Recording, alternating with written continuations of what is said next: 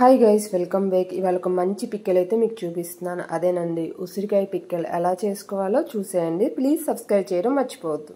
First అయితే ఉసిరికాయలు తీసేసుకొని బాగా వాష్ చేసుకోవాలి. వాటర్ వేసుకొని బాగా క్లీన్ చేసేసుకున్న తర్వాత ఉసిరికాయలకి ఇలా మనకు ఉంటాయి కదా, అవి కూడా తీసేసుకోవాలి. తీసేసుకొని ఒక క్లాత్ పెట్టి ఈ ఉసిరికాయలన్నీ వేసేసుకొని బాగా తుడిచేసుకోవాలి. అంటే మనకి వాటర్ అస్సలు ఉండకూడదు, ఉంటే మాత్రం పిక్కలు అనేది పోతుంది. బాగా డ్రై అయిపోయిన తర్వాత ఒక బౌల్లోకి వేసేసుకొని సైడ్కి పెట్టేసుకోవాలి.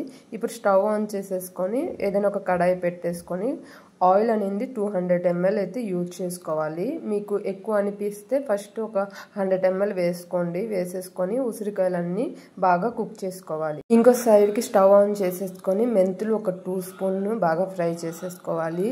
ధనియాలు 50 grams బాగా ఫ్రై చేసేసుకొని దాంట్లోపై వేసేసుకోవాలి. 1 by 1 ఇలా మనం ఫ్రై చేసుకోవాలి. జీరా ఒక 2 స్పూన్ ఫ్రై చేసేసుకున్న తర్వాత స్పైసీకి తగ్గట్టు 15 ఎండుమిర్చి తీసుకొని బాగా ఫ్రై చేసుకున్నాను. ఉసిరికాయలు కూడా ఈలోపు ఫ్రై అయిందో లేదో ఒకసారి చెక్ చేసేసుకోవాలి. ఇప్పుడు ఈ మిరపకాయలు కూడా బాగా ఫ్రై అయిపోయింది కదా, ఇది బాగా కూల్ అయిన వరకు సైడ్ పెట్టేసుకోవాలి.